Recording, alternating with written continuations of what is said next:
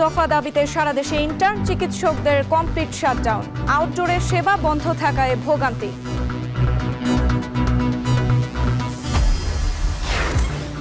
বকেয়া বেতনের দাবিতে টঙ্গীতে পোশাক শ্রমিকদের বিক্ষোভ, যৌথ বাহিনীর উদ্যোগে অবরোধ মুক্ত ঢাকা ময়মনসিংহ মহাসড়ক।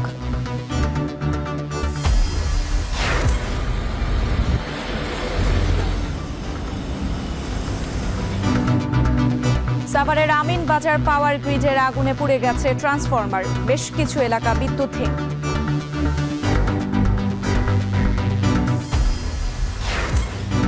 এবং জেদ্দায় মার্কিন প্রতিনিধি দলের সাথে ফের বৈঠক জেলেনস্কির।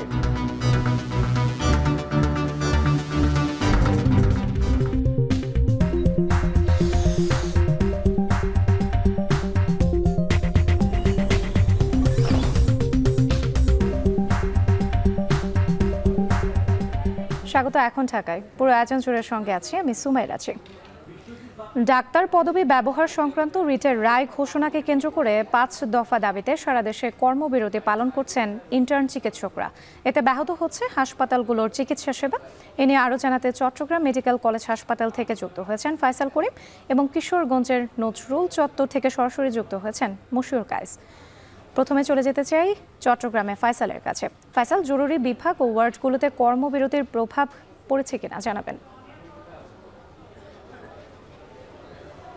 রাত্রি আমরা যেটা দেখছি যে ম্যাটস এবং ডিএমএফ এর যারা ডিগ্রিধারী আছেন বা মেডিকেল অ্যাসিস্ট্যান্ট অথবা চিকিৎসা সহকারী যারা আছেন, তাদের ডাক্তার পদবি ব্যবহার নিয়ে যে রিটটি আগামীকাল হবে, সেই রিটের প্রেক্ষিতে মূলত এই কর্মসূচি চলছে এবং এই কর্মসূচির সাথে একাত্মতা প্রকাশ করেছে চট্টগ্রাম মেডিকেল কলেজ হাসপাতালে যারা আউটডোরে যারা রোগী দেখেন চিকিৎসকেরা, বিশেষজ্ঞ চিকিৎসকেরা, তারা এই কর্মসূচির সাথে একাত্মতা প্রকাশ করে আজকে সকাল 11:15 থেকে চট্টগ্রাম মেডিকেল কলেজ হাসপাতালের যে আউটডোর আছে সে আউটডোরে তারা রোগী দেখা বন্ধ করে দেন এবং আমরা দেখছি যে এখন এই মুহূর্তে শত শত রোগী স্বজনেরা এখানে অপেক্ষা করছেন।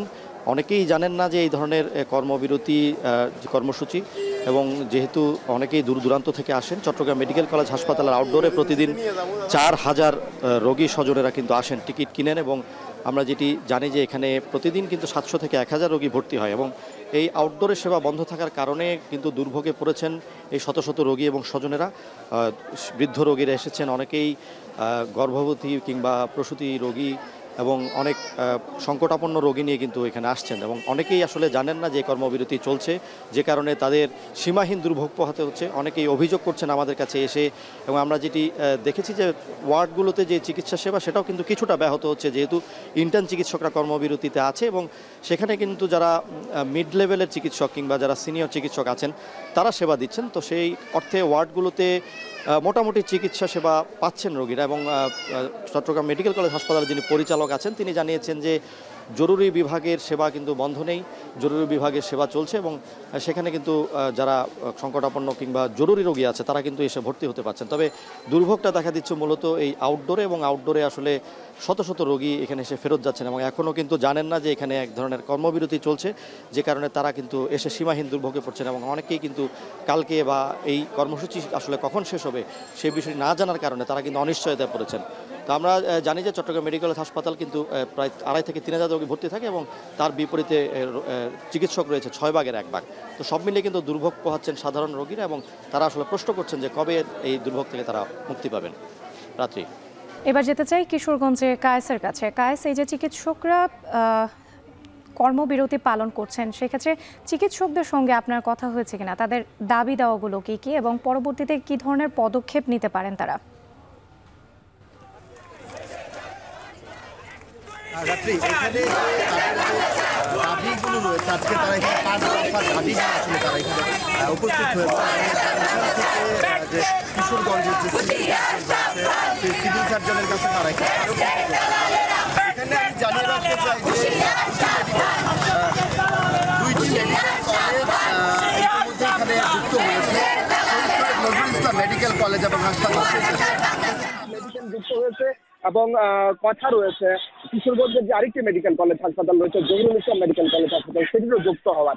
তাদের যে দাবিগুলো রয়েছে যে হাইকোর্টের যে সামনে যে রিটটি রয়েছে সেই রিটটি যেন আসলে দ্রুততার সাথে যেন আসলে নিষ্পত্তি করা হয় এবং তারা যে বিষয়টি বলছে যে ভুয়া ডাক্তার, অর্থাৎ ভুয়া ডাক্তার যেন সামনে না আসতে পারে রুগীদের আসলে চিকিৎসা সেবা যেন তারা বলছে যে ভুয়া ডাক্তার, অর্থাৎ তারা যে বিষয়টি বলছে যে শর্ট কোর্সের মাধ্যমে যারা আসলে ডাক্তার পদবি লাগাতে চাচ্ছে, এই যে একটি আলোচনা চলছে স্বাস্থ্য মন্ত্রণালয়ে, সেই আলোচনাটি যেন বাস্তবে রূপান্তরিত না হয়, সেজন্য কিন্তু মূলত তাদের এই দাবি। তারা এই আয়োজন, তারা আজকে এই যে সারা দেশের সাথে মিল রেখে কিন্তু এখানে বিক্ষোভ মিছিলটি করছে। আমি যদি বলি যে এখানকার যে ইন্টার্ন চিকিৎসক যারা রয়েছে, এই ইন্টার্ন চিকিৎসকরা যেহেতু এখানে বিক্ষোভে অবস্থান করছে, তাদের যে মেডিকেল কলেজ এবং হাসপাতালগুলো রয়েছে সেখানে কিন্তু চিকিৎসা সেবা পেতে রোগীদের কিছুটা ব্যাক পেতে হচ্ছে। তারা যদি আসলে পুরোপুরি হাসপাতালগুলোতে থাকতে পারতো সেক্ষেত্রে কিন্তু তাদের আসলে চিকিৎসা সেবা পেতে খুব একটা বেশি ব্যাক পেতে হতো না। এবং আমরা আমাদের চিকিৎসকদের সঙ্গে কথা হয়েছে, হাসপাতাল কর্তৃপক্ষের সঙ্গে কথা হয়েছে যে তারা তাদের যে বিক্ষোভটি, সেই বিক্ষোভটি তারা চিকিৎসকদের সঙ্গে, ইন্টার্ন চিকিৎসক যারা রয়েছে তাদের সঙ্গে বারবার হাসপাতাল কর্তৃপক্ষ যোগাযোগ করছেন, কথা বলছেন যেন তাদের বিক্ষোভ কর্মসূচি শেষ করে দ্রুত যেন যোগদান করেন।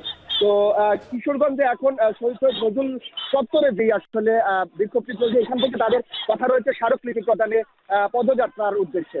তো এই ছিল আমার কাছে কিশোরগঞ্জ থেকে ইন্টার্ন চিকিৎসক এবং মেডিকেল শিক্ষার্থীদের বিক্ষোভের সর্বশেষ তথ্য। রাত্রি 5 দফা দাবিতে সারা দেশে কর্মবিরতি পালন করছেন ইন্টার্ন চিকিৎসকরা। এ নিয়ে বিস্তারিত জানাতে চট্টগ্রাম এবং কিশোরগঞ্জ থেকে যুক্ত ছিলেন সহকর্মীরা। বকেয়া বেতনের দাবিতে গাজীপুরের টঙ্গীর হোসেন মার্কেট এলাকায় একটি কারখানার শ্রমিকরা ঢাকা ময়মনসিংহ মহাসড়কে 3 ঘন্টারও বেশি সময় অবরোধের পর সরিয়ে দিয়েছে যৌথ বাহিনী। এখন তারা BHIS অ্যাপারেলস লিমিটেড কারখানার সামনে বিক্ষোভ করছেন। এতে সৃষ্টি হয়েছে দীর্ঘ যানজট। এ নিয়ে আরও জানাতে যুক্ত হচ্ছেন ইফতেখার রায়হান। ইফতেখার, শ্রমিকদের কত মাসের বেতন এখন পর্যন্ত বকেয়া রয়েছে? সমস্যা সমাধানের বিষয়ে সংশ্লিষ্টরা আসলে কি বলছেন? রাত্রি সকাল 7টা থেকে বেলা 11টা পর্যন্ত প্রায় 4 ঘন্টা ধরে ঢাকা ময়মনসিংহ মহাসড়ক অবরোধ করে বিক্ষোভ করেছে PHRS যে কারখানাটি রয়েছে, সেই কারখানার কয়েক শতাধিক শ্রমিক। এবং 11টার দিকে যৌথ বাহিনীর হস্তক্ষেপে শ্রমিকরা মহাসড়ক ছেড়ে তাদের যে কারখানাটি রয়েছে সেই কারখানাটির সামনে এসে এখন বিক্ষোভ করছেন। এবং কিছুক্ষণ আগে এখানে শ্রমিকদের কয়েকজনের সাথে এখানে যৌথ বাহিনীর যারা সদস্য রয়েছেন, অর্থাৎ সেনাবাহিনী, পুলিশ এবং শিল্প পুলিশ এবং গাজীপুর মেট্রোপলিটন পুলিশের ঊর্ধ্বতন কর্মকর্তারা শ্রমিকদের সাথে কথা বলেছেন এবং তার প্রেক্ষিতে মালিকদের সাথেও কথা বলেছেন। এক পর্যায়ে এখানে সিদ্ধান্ত হয়েছে যে আগামী 20 তারিখে মালিক পক্ষ বেতন দিতে সম্মত হয়েছেন এবং আগামীকালকে থেকে কারখানা খুলে দিবে এমনটিও জানিয়েছেন। তবে শ্রমিকরা যেটি জানিয়েছেন যে তারা আসলে এই ধরনের কোনো আশ্বাসে তারা মানছেন না। তারা বলছেন যে তাদের আগামীকালকেই কারখানা খুলতে হবে, আগামীকালকেই তাদেরকে বেতন দিতে হবে, তবেই তারা কারখানায় কাজে যোগ দিবে বলে তারা জানিয়েছেন। তো এই যখন অবস্থা, তখন কিন্তু আমরা দেখেছি যে শত শত শ্রমিক কারখানার মূল ফটকের সামনে অবস্থান নিচ্ছেন। তবে 11টার পর থেকে যৌথ বাহিনী যখন শ্রমিকদেরকে মহাসড়ক থেকে সরিয়ে দেয়, তারপর থেকে কিন্তু যান চলাচল শুরু হয়েছে। তবে ঢাকা ময়মনসিংহ মহাসড়কের প্রায় 10 কিলোমিটার এলাকা জুড়ে কিন্তু ভয়াবহ যানজটের সৃষ্টি হয়েছে এবং সেখানে ট্রাফিক পুলিশের সদস্যরা এখন যানজট নিরসনে কাজ করছেন। সকাল থেকে আমরা দেখেছি যে অফিসগামী যাত্রী, সাধারণ যাত্রী সবাই কিন্তু দুর্ভোগে পড়েছিলেন। এবং যে দাবিটি মূলত শ্রমিকরা করছে সেটি হচ্ছে তাদের জানুয়ারি মাসের ওভারটাইম, ফেব্রুয়ারি মাসের বেতন এবং ওভারটাইম এবং মার্চ মাসের বেতন এবং যে ঈদ বোনাসটি রয়েছে সেই বোনাসের দাবিতে তারা এই আন্দোলনটি চালিয়ে যাচ্ছে। তো সবকিছু মিলিয়ে এখন শ্রমিকরা কারখানার সামনে অবস্থান করছেন। তো এই ছিল আমার কাছে গাজীপুরের শ্রমিক অসন্তোষের সবশেষ তথ্য। রাত্রি গাজীপুর থেকে যুক্ত ছিলেন সহকর্মী ইফতেখার রায়হান। ফায়ার সার্ভিসের 9টি ইউনিটের 2 ঘন্টার চেষ্টায় নিয়ন্ত্রণে এসেছে সাভারের আমিন বাজারের পাওয়ার গ্রিড এলাকা ভয়াবহ আগুন। সকাল 10:30টার দিকে আগুন নিয়ন্ত্রণের বিষয়টি নিশ্চিত করে ফায়ার সার্ভিস। এর আগে সকাল 7টার দিকে আমিন বাজার পাওয়ার গ্রিডে আগুন লাগে। পরে খবর পেয়ে সকাল 7:20 দিকে ঘটনাস্থলে পৌঁছায় ফায়ার সার্ভিসের প্রথম ইউনিট। এরপর একে একে যুক্ত হয় আরও 8টি ইউনিট। তবে এখন পর্যন্ত আগুন লাগার কারণ ও ক্ষতির পরিমাণ জানা যায়নি।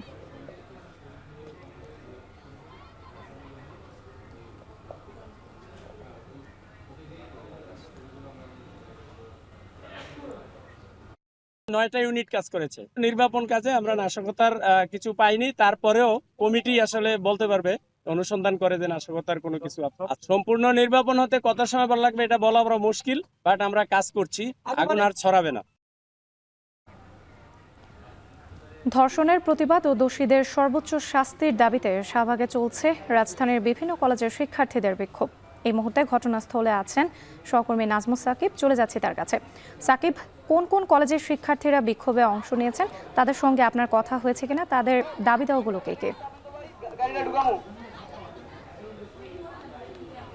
আজকে কিন্তু সরকারি বেসরকারি মিলে প্রায় 30টি কলেজ কিন্তু এখানে অংশ নিয়েছে এবং সাম্প্রতিককালে ঘটছে সেগুলোর বিরুদ্ধে তারা কিন্তু দাঁড়িয়েছে। একটু দেখাতে চাই যে ঠিক 11টার পর অর্থাৎ 11:30 নাগাদ কিন্তু ঢাকা কলেজ, পাশাপাশি গভর্নমেন্ট সায়েন্স কলেজ, নূর হোসেন কলেজ সহ বেশ কিছু কলেজ যারা সরকারি এবং এর পাশাপাশি আসলে বেসরকারি বেশ কিছু কলেজকে আমরা দেখেছি যাদের শিক্ষার্থীরা ইন্টার পড়ুয়া শিক্ষার্থী কিংবা এর বাইরে অনার্সের পড়ুয়া বেশ কিছু শিক্ষার্থী তারা কিন্তু এখানে উপস্থিত হয়েছেন এবং তারা যেটা বলছেন যে এই যে সাম্প্রতিককালের যেই ঘটনা অর্থাৎ বগুড়ায় 8 বছরের শিশুর যেই ধর্ষণের ঘটনা সেটার আসলে যেই বিচার সেই বিচার হচ্ছে না, পাশাপাশি সাম্প্রতিককালে প্রতিদিনই যে ধর্ষণের ঘটনাগুলো সামনে আসে সেগুলোর বিচার ঠিকমতো হচ্ছে না বলে আসলে এই যে কর্মকাণ্ডগুলো হচ্ছে সেগুলো কিন্তু দিন দিন বাড়ছে এবং এর জন্য তারা অন্তর্বর্তী সরকারকে বলছেন যে এই যে বিচারগুলো যাতে দৃষ্টান্তমূলক যাতে হয় সেগুলো না হলে কিন্তু আগামী দিনের যেই ধর্ষণ সহ নানা ধরনের কর্মকাণ্ড সেগুলো আসলে বন্ধ হবে না। এবং শিক্ষার্থীরা যেটা জানাচ্ছেন যে আজকে তারা এখানে অবস্থান করবেন সন্ধ্যা পর্যন্ত। সেই অবস্থান পর তারা কিন্তু একটি কর্মসূচি ঘোষণা করার কথা রয়েছে। এখানে বেশ কিছু তারা দফাও দিবেন যে ধর্ষণ রোধে আসলে সরকারের কি করা উচিত, পাশাপাশি স্বরাষ্ট্র মন্ত্রণালয় থেকে আরও যাতে উদ্যোগ নেওয়া হয় এর বিরুদ্ধে সেই পদক্ষেপ নেওয়ার ব্যাপারে তারা কিন্তু সরকারকে জানাবেন। এবং তারা যেটা বলছেন যে তারা একটা আলটিমেটাম ঘোষণা করতে চান, সেই ঘোষণার পরপর যদি দেশের অবস্থা অর্থাৎ এই ধর্ষণ সহ নানা ধরনের কর্মকাণ্ড সেগুলো যদি ঠিক হয় সেক্ষেত্রে হয়তো তারা আর নতুন করে কোনো কর্মসূচিতে যাবেন না। তবে তারা যেটা হুমকি দিচ্ছেন যে আগামী দিনে তারা শাহবাগ ব্লকেট সহ বড় ধরনের কর্মসূচিতে তারা যাবেন। আমরা বেশ কয়েকজন শিক্ষার্থীদের সঙ্গে কথা বলেছি, তারা যেটা বলছে যে আজকে তারা এই যে জাদুঘরের সামনে যে অবস্থান কর্মসূচি পালন করলেন এবং এই অবস্থান কর্মসূচির মাধ্যমে একটা বার্তাই দিতে চান যে শিশু এবং বড় যারা নারীরা আছেন তারা যাতে আগামী দিনে ধর্ষণের শিকার না হন এবং নারীরা যাতে সুষ্ঠু সুন্দরভাবে চলাফেরা করতে পারেন সেই প্রত্যাশা কিন্তু এখান থেকে তারা রাখছেন। শাহবাগ থেকে এই ছিল সবশেষ। রাত্রি ধর্ষণের প্রতিবাদে ও দোষীদের সর্বোচ্চ শাস্তির দাবিতে শাহবাগে চলছে রাজধানীর বিভিন্ন কলেজের শিক্ষার্থীদের বিক্ষোভ। এ নিয়ে বিস্তারিত জানাতে আমাদের সঙ্গে যুক্ত ছিলেন নাজমুস সাকিব। এদিকে ধর্ষণের প্রতিবাদে দেশের বিভিন্ন স্থানে বিক্ষোভ করছেন শিক্ষার্থী ও বিভিন্ন শ্রেণী পেশার মানুষ। বিক্ষোভের আরও খবর জানাতে ময়মনসিংহের টাউন হল মোড় থেকে ইমতিয়াজ আহমেদ, রাজশাহী বিশ্ববিদ্যালয় থেকে রাকিবুল আহসান এবং মাগুরা আদালত প্রাঙ্গণ থেকে যুক্ত হয়েছেন বিশ্বজিৎ বাপি। প্রথমে চলে যেতে চাই ময়মনসিংহে ইমতিয়াজের কাছে। ইমতিয়াজ, বিক্ষোভে অংশগ্রহণকারীরা কি বলছেন, শিক্ষার্থীরা ছাড়া আর কেউ এতে অংশ নিয়েছেন কিনা? রাত্রি শিশু ধর্ষণ এবং নারী নির্যাতন নিপীড়নের প্রতিবাদে কিন্তু সারা ময়মনসিংহে কিন্তু ফুসে উঠেছে বিভিন্ন ক্যাম্পাস শিক্ষা প্রতিষ্ঠানের শিক্ষার্থীরা কিন্তু আন্দোলন করছে।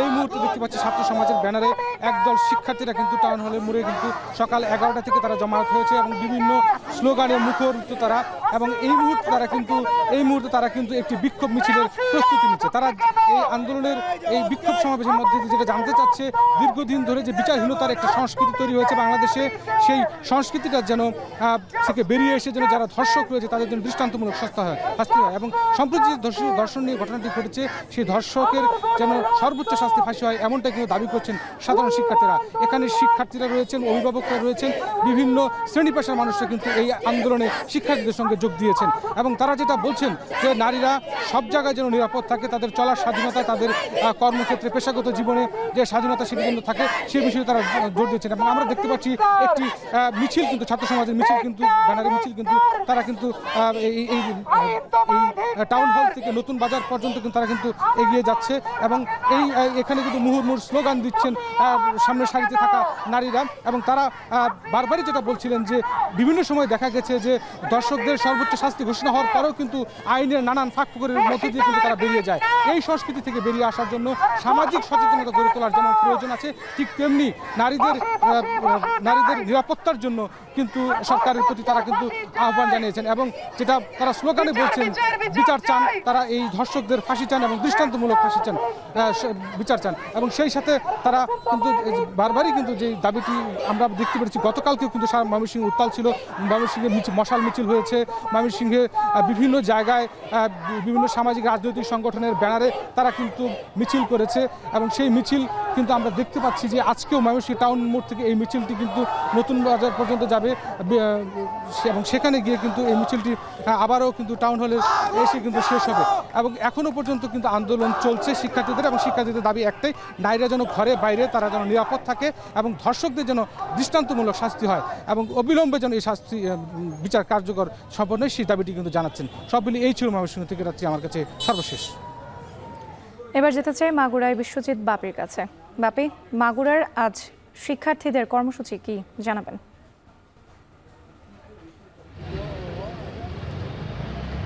আপনারা জানেন যে মাগুরা কিন্তু মিছিলে এবং বিক্ষোভে কিন্তু গোটা শহর কিন্তু উত্তাল হয়ে উঠেছে। এরই ধারাবাহিকতায় পূর্ব যে কর্মসূচির আওতায় আজকেও কিন্তু সকাল 11টা থেকেই মাগুরা হোসেন শহীদ সোহরাওয়ার্দী কলেজ থেকে কিন্তু বিক্ষোভ মিছিল কিন্তু শুরু হয়েছে। তো আমরা এই মুহূর্তে আছি মাগুরা চিফ জুডিশিয়াল আদালতের সামনে। এখানে কিন্তু বিক্ষোভ মিছিল কিন্তু চলছে। ইতিমধ্যেই আমরা লক্ষ্য করতে পারছি প্রতিদিনের ন্যায় আজকে কিন্তু একটু ভিন্ন রকমের। আজকে ম্যাজিস্ট্রেট কার্যালয়ের সামনে কিন্তু পর্যাপ্ত পুলিশ মোতায়েন করা হয়েছে এবং একটু অদূরেই কিন্তু সেনাবাহিনীর যে টহল কিন্তু চলছে। তো আমরা শিক্ষার্থীদের সঙ্গে কথা বলেছি, তারা যেটা জানিয়েছে আজকে বিক্ষোভ মিছিলের মধ্য দিয়ে তারা কিন্তু 7 দফা বাস্তবায়নের জন্য একটা স্মারকলিপি কিন্তু তারা দেবার কথা জানিয়েছে। তো বিক্ষোভ মিছিল কিন্তু নগরীর বিভিন্ন এলাকা থেকে কিন্তু এই মিছিল কিন্তু আসছে। এখানে আমরা দেখতে পাচ্ছি যে আদালতের সামনে কিন্তু শুধুমাত্র ছাত্রীদের যে মিছিলটা, এই মিছিলটা কিন্তু আদালতের সামনে আসছে এবং তারা যে বিচারককে আহ্বান জানাচ্ছে যেই স্মারকলিপি প্রদান করার জন্য। যেই স্মারকলিপি মধ্য দিয়ে আছে যে মাগুরার যে শিশু, তার বিচারটা এবং সংক্ষেপে বিচার করতে হবে এবং ধারাবাহিকভাবে যে বিচারিক প্রক্রিয়া, এই প্রক্রিয়াটা কিন্তু সঠিক করতে হবে। এই প্রক্রিয়ার জন্য কিন্তু অনেকে বিচার পায় না। তো মাগুরা চিফ জুডিশিয়াল ম্যাজিস্ট্রেট কার্যালয়ের থেকে যে বিক্ষোভ মিছিল থেকে এই ছিল সর্বশেষ। এবার যেতে চাই রাজশাহীতে রাকিবুল হাসানের কাছে। রাকিব, বিক্ষোভে অংশগ্রহণকারীদের সঙ্গে আপনার কথা হয়েছে কিনা এবং আজ শিক্ষার্থীদের কি ধরনের কর্মসূচি রয়েছে জানাবেন। রাত্রি সারা দেশে আসলে ধর্ষণ, নারীর প্রতি সহিংসতা এবং ধর্ষকের বিচারের দাবিতে আজকে রাজশাহী বিশ্ববিদ্যালয়ের শিক্ষার্থীরা রাজশাহী বিশ্ববিদ্যালয়ের প্যারিস রোডের পাশে এখানে প্রতীকী একটি ফাঁসির মঞ্চ তৈরি করেছে এবং সেখানে ধর্ষককে ফাঁসিতে ঝুলিয়ে রেখেছে এবং একই সাথে আজকে দ্রোহের কবিতা পাঠ হচ্ছে এখানে। এবং আমরা একটু আপনাকে পেছনে দেখাতে চাই যে শিক্ষার্থীরা যে আয়োজনটি করেছে এখানে, সেটি ধর্ষকের ফাঁসি এই কার্যকর করতে হবে এরকম দাবিতে আসলে ধর্ষককে ফাঁসিতে ঝুলিয়ে রাখা এবং এর পাশাপাশি যে দ্রোহের কবিতা, সেটি পাঠের মধ্য দিয়ে আসলে সমাজকে সচেতন করার চেষ্টার উদ্দেশ্যে তারা কিন্তু আজকে এই কর্মসূচি পালন করছে। একই সাথে এখান থেকে তারা যেই দাবিগুলো তুলেছে, ধর্ষকের আর্থিক অবস্থা বিবেচনা করে নয়, ধর্ষকের যে অপরাধ সেটি বিবেচনা করে আইন অনুযায়ী আসলে ফাঁসি কার্যকর করতে হবে বলে তারা দাবি করছেন। শুধুমাত্র আসিয়ার ফাঁসি নয়, এর পূর্বে যেই সমস্ত ফাঁসির ঘটনায় আসলে কোনো ধরনের উদ্যোগ নেওয়া হয়নি বা আইনি কোনো কার্যকারিতা হয়নি, সেটিকেও আসলে তারা এই মঞ্চের মধ্য দিয়ে তারা বলছেন যে সেটি বাস্তবায়ন করতে হবে। এবং দেশব্যাপী যে নারীর প্রতি সহিংস আচরণ, সেটির প্রতিবাদও এখান থেকে জানানো হচ্ছে এবং তারা বলছেন তাদের এই কর্মসূচি তারা অব্যাহত রাখবে যতক্ষণ না পর্যন্ত আসলে ফাঁসি কার্যকর হয় বা যারা অপরাধী তারা আসলে এই আইনের আওতায় এসে তাদের অপরাধের বিচার হয়। এবং এখান থেকে তারা খুব জোরালোভাবেই কিন্তু আসলে এই দাবিগুলো তুলে ধরেছেন এবং এই যে দ্রোহের কবিতা পাঠ সেইটি করার পরে এখানে প্যারিস রোডে বিভিন্ন হলগুলো থেকে আসলে যে বিক্ষোভ মিছিল আসবে, তারপরে সেখান থেকে আমরা যতটুকু জানি সেটি হচ্ছে যে এর পরে এখান থেকে একটি বিক্ষোভ মিছিল হবে এবং এই বিক্ষোভ শেষ করে তারা কিন্তু এখানে তাদের পরবর্তী যে কর্মসূচি সেটি ঘোষণা দিবেন। এবং এই যে ফাঁসির মঞ্চ সেটি থেকে তারা যেটি জানাতে চাচ্ছেন যে যারা অপরাধী এবং ফাঁসি যারা ধর্ষক তাদের আসলে ফাঁসি কার্যকর হোক, এমনটি তারা প্রত্যাশা করছেন। তো রাজশাহী বিশ্ববিদ্যালয়ের প্যারিস রোড থেকে এই ছিল আমার কাছে সর্বশেষ খবর। ধর্ষণের প্রতিবাদে দেশের বিভিন্ন স্থানে বিক্ষোভ করছেন শিক্ষার্থী ও বিভিন্ন শ্রেণী পেশার মানুষ। এ নিয়ে বিস্তারিত জানাতে ময়মনসিংহ, মাগুরা এবং রাজশাহী থেকে যুক্ত ছিলেন সহকর্মীরা। আরএফএল ওয়াটার পাম্পের অটো থার্মাল টেকনোলজি, যা বেশি হিটে নষ্ট হয় না, শতভাগ মসৃণ, ব্রাশ ইম্পেলার নিশ্চিত করে অধিক পানির flow. RFL water pump on করলে পানির তুফান। চলতি বছর ডিসেম্বর থেকে আগামী বছর মার্চের মধ্যে যে কোনো সময় বাংলাদেশের নির্বাচন অনুষ্ঠিত হবে। আর এই নির্বাচন হবে গত কয়েক দশকের ইতিহাসে সবচেয়ে অবাধ ও সুষ্ঠু নির্বাচন। ব্রিটিশ গণমাধ্যম দ্য গার্ডিয়ানকে দেয়া সাক্ষাৎকারে এমনটাই জানিয়েছেন ডক্টর মোহাম্মদ ইউনূস।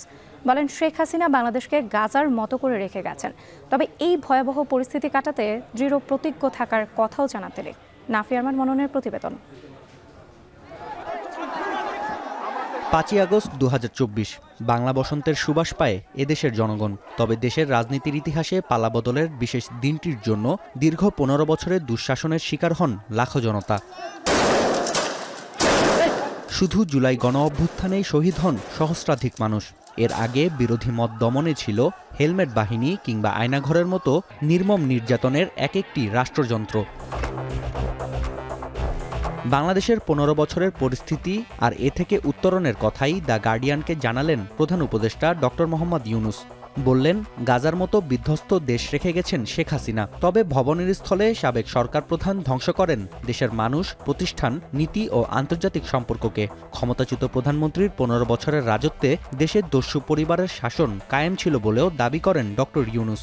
বাংলাদেশের এই ভয়াবহ পরিস্থিতি কাটাতে দৃঢ় প্রতিজ্ঞ থাকার কথা জানান তিনি। গার্ডিয়ানকে দেয়া সাক্ষাৎকারে উঠে এসেছে নির্বাচনের প্রসঙ্গ। অন্তর্বর্তী সরকারের প্রধান জানান, চলতি বছর ডিসেম্বর থেকে আগামী বছর মার্চের মধ্যে যে কোনো সময় বাংলাদেশে অনুষ্ঠিত হবে সংসদ নির্বাচন। আর এই নির্বাচন হবে গত কয়েক দশকের ইতিহাসে সবচেয়ে অবাধ ও সুষ্ঠু নির্বাচন। ভারতে সাবেক সরকার প্রধানের অবস্থান সম্পর্কে ডক্টর ইউনূস বলেন, নয়াদিল্লিতে শেখ হাসিনার আশ্রয় মানা যায়, তবে ভারতকে ব্যবহার করে অন্তর্বর্তী সরকারের কার্যক্রম নষ্ট করার প্রচারণা চালাচ্ছেন শেখ হাসিনা, যাকে বিপজ্জনক হিসেবে উল্লেখ করেছেন অন্তর্বর্তী সরকার প্রধান। এদিকে হোয়াইট হাউসে ট্রাম্পের প্রত্যাবর্তনকে বাংলাদেশে যুক্তরাষ্ট্রের বিনিয়োগের ভালো সুযোগ হিসেবে উল্লেখ করেছেন ডক্টর ইউনূস। জানান, ওয়াশিংটন অংশীদারিত্বে না আসলে ঢাকা কিছুটা কষ্ট পাবে, তবে গণতান্ত্রিক প্রক্রিয়া থামবে না। নাফিয়া আরমান মনন, এখন। গণ অভ্যুত্থানের বিরুদ্ধে শক্তি একটি ছদ্ম যুদ্ধ চালাচ্ছে বলে মন্তব্য করেছেন অন্তর্বর্তী সরকারের তথ্য ও সম্প্রচার উপদেষ্টা মোহাম্মদ মাহফুজ আলম। সোমবার মধ্যরাতে নিজের ভেরিফাইড ফেসবুকে দেয়া একটি পোস্টে মাহফুজ আলম এই মন্তব্য করেন। মাহফুজ আলম তার পোস্টে লিখেছেন, রোববার প্রধান উপদেষ্টার সভাপতিত্বে পর্যালোচনা সভায় নারী ও শিশুর বিরুদ্ধে নিপীড়ন, সহিংসতা নিরোধে ব্যবস্থা গ্রহণ, নিষিদ্ধ সংগঠনের কার্যক্রমের বিরুদ্ধে কঠোর অবস্থান গ্রহণ ও সার্বিক আইনশৃঙ্খলা পরিস্থিতির উন্নতি নিয়ে আলোচনা হয়েছে। গণ অভ্যুত্থানে পরাজিত একটি শক্তিশালী জোটের বিরুদ্ধে অন্তর্বর্তী সরকার যুদ্ধ লড়ছে বলে মন্তব্য করেন মাহফুজ আলম। এই সরকারের আমলে এই দেশকে গড়ে তোলার সুযোগ ও সক্ষমতা তৈরি হয়েছে বলেই ভিন দেশ থেকে সরকার পরিবর্তনের প্রেসক্রিপশন আসছে। কিন্তু নির্বাচন যথাসময়ে হবে এবং জুলাই সনদের ভিত্তিতে এদেশের নির্বাচনের আগেই রাষ্ট্র সংস্কারের দৃশ্যমান অগ্রগতি ঘটবে। এছাড়া খুনি, ধর্ষক ও লুটেরাদেরও বিচার হবে।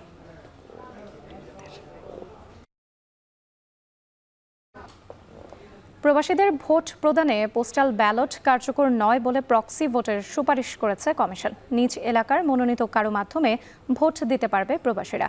সকালে নির্বাচন কমিশন ভবনে কমিশনার সানাউল্লাহ জানান, প্রবাসীদের আকাঙ্ক্ষা পূরণে পোস্টাল ব্যালট, অনলাইন সিস্টেম এবং প্রক্সি ভোটিং সিস্টেমের প্রস্তাবনা দিয়েছে। এপ্রিলে রাজনৈতিক দলসহ নীতি নির্ধারকদের সাথে বসে চূড়ান্ত করা হবে।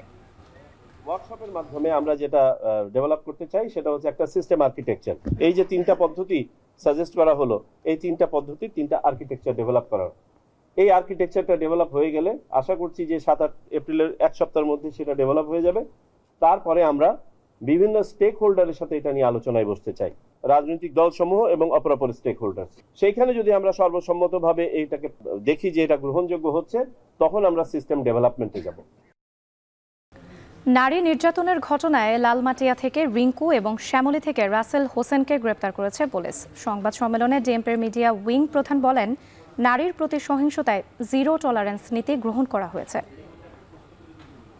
গতকাল সকালবেলা বনানীতে আপনারা জানেন একটা সড়ক দুর্ঘটনা সংঘটিত হয়। এই ঘটনাস্থলেই একজন পোশাককর্মী নিহত হন এবং আরেকজন পোশাককর্মী গুরুতর আহত হন। এর সূত্র ধরে গত রাত 11ই মার্চ মধ্যরাতে তাকে ঢাকার কেরানীগঞ্জ থেকে গ্রেপ্তার করা হয়। ধূমপান ইস্যুকে কেন্দ্র করে গোলাম মুস্তাফা রিন্টু যিনি, তার সাথে বাকবিতণ্ডা হয়। গতকাল দুপুরে এই ঘটনার সাথে জড়িত গোলাম মুস্তাফা মিন্টুকে আমরা তার লালমাটিয়া বাসা থেকে গ্রেফতার করি।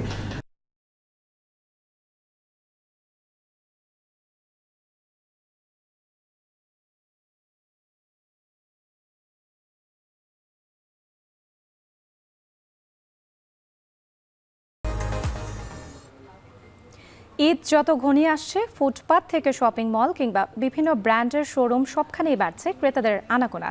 সকালের তুলনায় বিপণী বিতানগুলোতে ভিড় বাড়ে বিকেল ও সন্ধ্যার পর। প্রতিটি দোকানেই ঘুরে ঘুরে স্বাচ্ছন্দ্যে পছন্দের পোশাক কিনছে ক্রেতারা। 10ম রমজানে ঈদ কেনাকাটার আরও খবর জানাতে রাজধানীর মালিবাগ এলাকার কান্ট্রি বয় শোরুম থেকে যুক্ত হচ্ছেন মাঝার ইমন। ইমন, ক্রেতাদের ভিড় কেমন দেখছেন শপিং মলগুলোতে?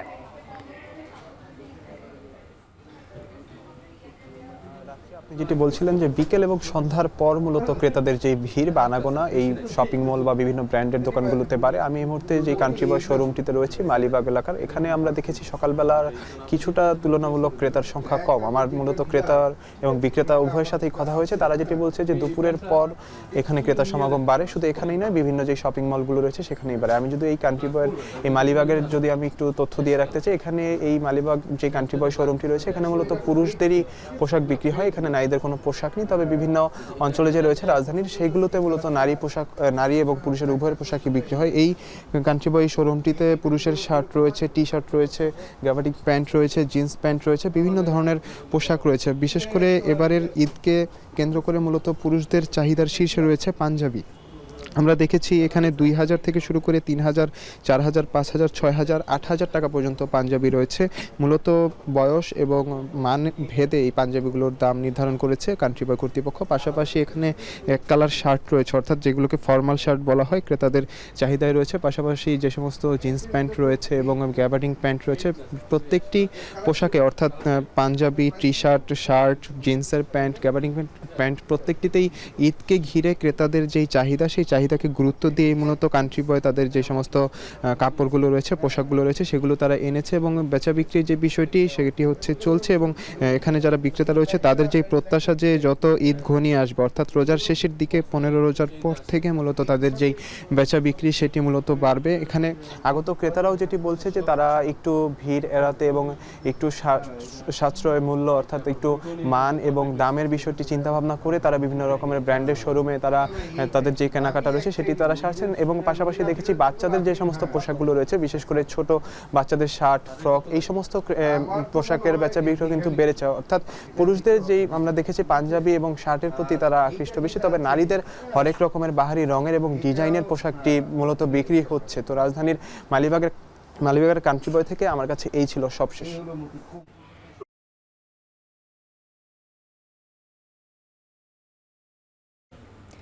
আশানুরূপ দাম না পাওয়ায় হিমাগারগুলোতে আলু সংরক্ষণে কৃষকের ভিড় বেড়েছে। তবে চাহিদা অনুযায়ী হিমাগারে আলু রাখতে না পেরে ফেরত যাচ্ছেন অনেকে। বগুড়ায় সকাল থেকে আলু নিয়ে আসা অনেক কৃষক হিমাগারে আলু দিতে পারেননি। নওগাঁয় এই বছর আলু উৎপাদন হয়েছে বেশি, তবে রয়েছে হিমাগার স্বল্পতা। হিমাগারে আলু সংরক্ষণ করতে গিয়ে দীর্ঘ সময় অপেক্ষা ও বিড়ম্বনা পোহাতে হচ্ছে চাষিদের। জেলায় এবছর 25,940 হেক্টর জমিতে আলুর আবাদ হয়েছে, যেখানে প্রায় 5 লাখ টন উৎপাদনের আশা কৃষি বিভাগের। শেরপুরেও স্থান সংকুলান না হওয়ায় হিমাগারের বাইরে আটকে আছে আলু বহনকারী শত শত ট্রাক। এতে কৃষকদের পাশাপাশি ভোগান্তিতে পড়ছেন যানবাহন চালকরা। সৃষ্টি হচ্ছে যানজটও।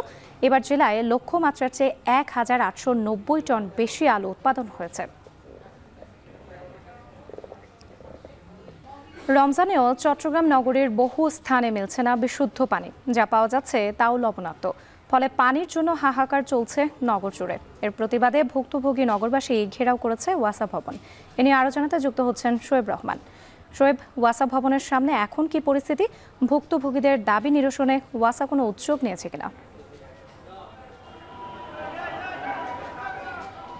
রাত্রি বেলা 12টার দিকে বিক্ষোভ মিছিল সহকারে নগরীর বিভিন্ন স্থানের বাসিন্দারা চট্টগ্রাম ওয়াসা ভবনের কার্যালয়ের সামনে আসে এবং সেখানে এসে তারা বিভিন্ন স্লোগান দিতে থাকেন এবং এখন পর্যন্ত ওয়াসা ভবনের সামনে তারা অবস্থান নিয়ে আছেন এবং সেখানে তারা স্লোগান দিচ্ছেন এবং তারা তাদের যে দাবিগুলো রয়েছে সেই দাবিগুলো তারা প্রকাশ করছেন। বিশেষ করে দীর্ঘদিন ধরেই কিন্তু নগরীর বিভিন্ন স্থানে তারা সুপেয় পানি পাচ্ছেন না এবং কোথাও কোথাও পানি পাওয়া গেলেও সেগুলো লবণাক্ত এবং রমজানে সেই সংকট আরও তীব্র হয়েছে। বিশেষ করে রমজানে সাধারণ মুসল্লি যারা রয়েছেন তাদের নামাজে, অজু কিংবা গোসলের ক্ষেত্রে তারা প্রচণ্ড রকমের সমস্যায় পড়ছেন এবং সেই সাথে সেহরি কিংবা ইফতারের সুপেয় পানি না পেয়ে তারা কিন্তু বিক্ষুব্ধ হয়ে উঠেছেন এবং আজকে তার ফলশ্রুতিতে তারা এখানে এসেছেন এবং তারা বলছেন যে দীর্ঘদিন ধরে প্রায় 7 মাস ধরেই কিন্তু বিভিন্ন এলাকায় পানি পাচ্ছে না। বিশেষ করে আগ্রাবাদ, পাঠানটুলি, দেওয়ানহাট, পোস্তারপাড় সহ বিভিন্ন এলাকায় পানি নেই দীর্ঘদিন ধরে এবং এই সকল সমস্যার ব্যাপারে ওয়াসা কর্তৃপক্ষকে বারংবার তারা অবহিত করেছেন, কিন্তু অবহিত করার পরেও কিন্তু তারা কোনো ধরনের সমাধান পাননি এবং সমাধান না পাওয়ার কারণে মূলত আজকে তারা এই বিক্ষোভ কর্মসূচি সহ ওয়াসা ভবন ঘেরাও এবং তার সামনে অবস্থান কর্মসূচি ঘোষণা দিয়েছেন। এবং এর বিপরীতে ওয়াসা কর্তৃপক্ষ যেটি বলছে তারা বলছেন যে পাহাড়তলীতে পিজিসিবি অর্থাৎ পাওয়ার কোম্পানি বাংলাদেশের একটি কাজ চলাকালীন সময় সেখানে ঠিকানা কারণে সেখানে পানির লাইন কেটে যায় এবং সেই কেটে যাওয়ার কারণে মূলত যেই এলাকাগুলোর কথা বলা হচ্ছে সেই এলাকাগুলোতে পানির সরবরাহ বন্ধ রয়েছে বলে ওয়াসা কর্তৃপক্ষের পক্ষ থেকে জানানো হয়েছে।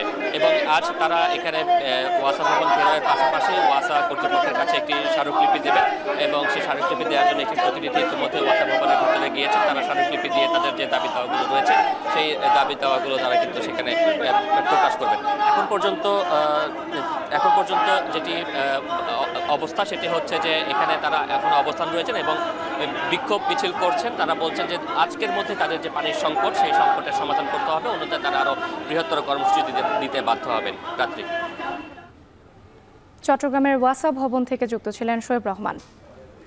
আরএফএল গিজারে আছে ওয়ার্ল্ড ফ্লো টেকনোলজি, যা পানি গরম করে 20% কম বিদ্যুৎ খরচে আর একবার অন করলেই পানি গরম থাকে 24 ঘন্টা। আরএফএল গিজার, উষ্ণ পানির পরশ। নারীরা আন্দোলন সংগ্রামে অগ্রগামী থাকার পরেও গণ অভ্যুত্থান পরবর্তী সময়ে তাদের নিরাপত্তা দিতে না পারার রাষ্ট্রের জন্য লজ্জার বলে মন্তব্য করেছেন ঢাকা বিশ্ববিদ্যালয়ের সাদা দলের শিক্ষকরা। সকালে অপরাজেয় বাংলার পাদদেশে আইন শৃঙ্খলা পরিস্থিতির অবনতি রোধ, নারীর প্রতি অবমাননা বন্ধ ও ধর্ষকদের বিচারের দাবিতে করা মানববন্ধনে এমন মন্তব্য করেন বক্তারা। বলেন, ধর্ষককে শাস্তির আওতায় আনতে স্বরাষ্ট্র উপদেষ্টা ও আইন শৃঙ্খলা রক্ষাকারী বাহিনীকে কঠোর হতে হবে। মাগুরায় 8 বছরের শিশু ধর্ষণের ঘটনার বিচার বিভাগীয় তদন্তের দাবিও জানান শিক্ষকরা। শিশুটির উপর হওয়া নির্যাতনের ন্যায্য বিচার পেলে দৃষ্টান্ত হবে বলেও মন্তব্য করেন তারা। ঢাকা বিশ্ববিদ্যালয়ের এক শিক্ষার্থীর শ্লীলতাহানির ঘটনার উল্লেখ করে সাদা দলের সাবেক আহ্বায়ক বলেন, নির্যাতনকারীকে যখন কেউ সমর্থন দিয়ে বড় করে তারাও এটি আরও লজ্জাজনক। যা ছাত্রীদের শিক্ষকদের পোশাক নিয়ে কথা বলে তাদের আইনের আওতায় আনার দাবি জানান সাদা দলের শিক্ষকরা। সাতক্ষীরায় জমে উঠেছে ঈদের বাজার। জামা কাপড়ের পাশাপাশি কসমেটিক্স সামগ্রীর বেচাকেনাও বেড়েছে। ত্বকের চর্চা আর সৌন্দর্য বর্ধনে সব বয়সে নারীরা প্রসাধনী সামগ্রী কিনতে ভিড় করছেন বিভিন্ন দোকানে। তবে এবার বিদেশি নানা ব্র্যান্ডের পাশাপাশি দেশীয় ব্র্যান্ডের কসমেটিক্স পণ্যের বেচা বিক্রিও বেড়েছে। আহসান রাজীবের প্রতিবেদন। বাড়তি ধকল এড়াতে অনেকেই আগেই সারছেন ঈদের কেনাকাটা। এতে সাতক্ষীরা শহরের বিভিন্ন মার্কেট ও বিপণী বিতানে বেড়েছে ভিড়। পোশাকের পাশাপাশি নারীরা কিনছেন বিভিন্ন কসমেটিক্স পণ্য। নিজেকে সাজাতে বিদেশি ব্র্যান্ডের পাশাপাশি দেশীয় নানা ব্র্যান্ডের কসমেটিক্স পণ্য ব্যবহার করেন নারীরা। বিভিন্ন প্রসাধনী সামগ্রীর মধ্যে মেহেদি, face wash, toner, lipstick, eye cream, lip cream, hair pack, craft সহ নানা পণ্য বিক্রি হচ্ছে। তবে ঈদের সাজের ক্ষেত্রে সচেতন মেয়েরা মাথায় রাখছেন প্রকৃতি ও পরিবেশের কথা। ঈদ উপলক্ষে একটু টুকটাক কিনলাম, আবার পরবর্তীতে কিনবো, যেমন ফেস পাউডার কিনছি, আইলানা, মাস্কারা, এগুলো একটু কিনলাম, ক্রিম কিনতে আসছে। যে কসমেটিকের জিনিসপত্র, আপনার লিপস্টিক, ক্লিপ, বাইরের প্রোডাক্ট, দেশীয় প্রোডাক্ট, অনেক ধরনের প্রোডাক্ট পাওয়া যায় এখানে, আর এখানের প্রোডাক্টগুলো অনেক ভালো।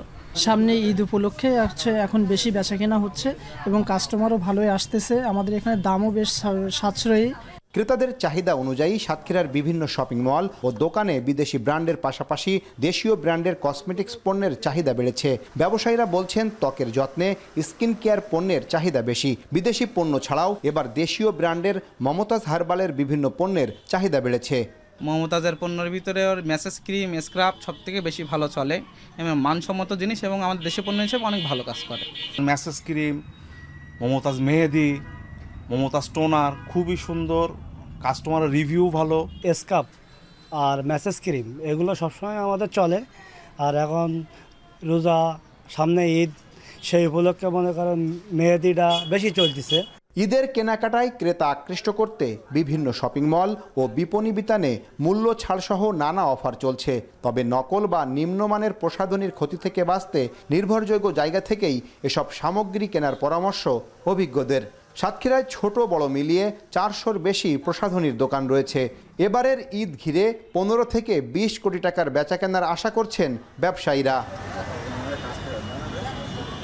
আহসান রাজীব, এখন সাতক্ষীরা।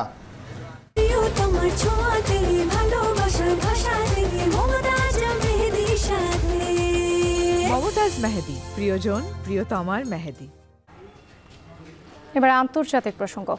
রাশিয়া ইউক্রেন যুদ্ধবিরতিতে ইস্যুতে সৌদি আরবের জেদ্দায় বৈঠকে বসছেন মার্কিন পররাষ্ট্রমন্ত্রী মার্কো রুবিও ও ইউক্রেনীয় প্রেসিডেন্ট ভলোদিমির জেলেনস্কি। আসতে পারে গুরুত্বপূর্ণ সিদ্ধান্ত। এর মধ্যে সৌদি যুবরাজ মোহাম্মদ বিন সালমানের সঙ্গে পৃথকভাবে বৈঠক করেছেন তারা। সালমানের সঙ্গে আঞ্চলিক ও আন্তর্জাতিক বিভিন্ন ইস্যুতে কথা বলেন মার্কিন পররাষ্ট্রমন্ত্রী। এছাড়া গাজা পুনর্গঠন নিয়েও আলোচনা হয় তাদের মধ্যে। গাজার যে কোনো সংকট সমাধানে হামাসকে রাখা হবে না বলে জানান মার্কিন পররাষ্ট্রমন্ত্রী। যুদ্ধবিরতি ইস্যুতে মধ্যস্থতা করায় সৌদি যুবরাজের প্রতি কৃতজ্ঞতা জানান ইউক্রেনের প্রেসিডেন্ট। এদিকে রাশিয়ার সঙ্গে ইউক্রেন আংশিক যুদ্ধবিরতিতে সম্মত হবে বলে মনে করছেন মার্কিন শীর্ষ কূটনীতিকরা।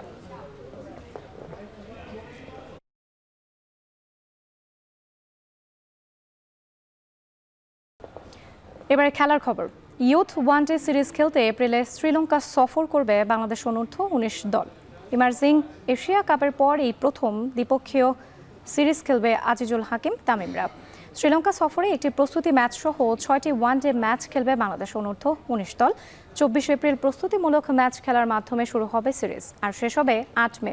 ইমার্জিং এশিয়া কাপের শিরোপা জেতার পর আর কোনো সিরিজ খেলার সুযোগ পায়নি অনূর্ধ্ব 19 দলের ক্রিকেটাররা। আজিজুল হাকিম তামিম ও ইকবাল হোসেন ইমন বিপিএলে দল পেলেও তেমন ম্যাচ খেলার সুযোগ পাননি। তাই শ্রীলঙ্কা সফরের মধ্য দিয়ে প্রায় 4 মাস পর আবারও খেলায় ফেরার সুযোগ পাচ্ছে এশিয়ার শ্রেষ্ঠত্ব অর্জন করা জুনিয়র টাইগাররা।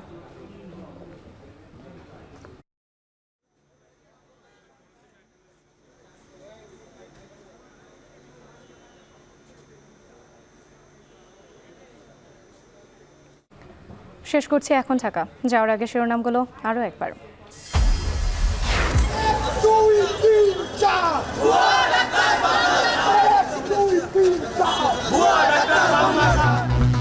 5 দফা দাবিতে সারা দেশে ইন্টার্ন চিকিৎসকদের কমপ্লিট শাটডাউন। আউটডোরে সেবা বন্ধ থাকায় ভোগান্তি।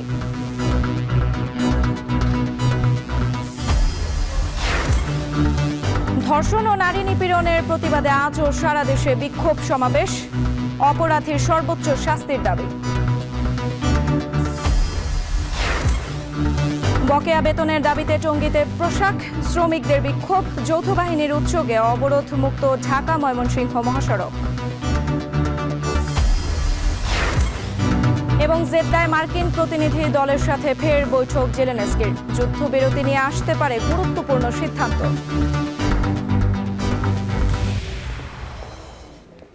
এই ছিল এখন ঢাকার আয়োজনে। এখন টেলিভিশন ওয়েবসাইটে দেখতে ভিজিট করুন www.ekon.tv। এছাড়া ফেসবুকে দেখতে ভিজিট করুন facebook.com/tv.ekon এবং ইউটিউবে এখন টেলিভিশন দেখতে ভিজিট করুন youtube.com/c/ekontv।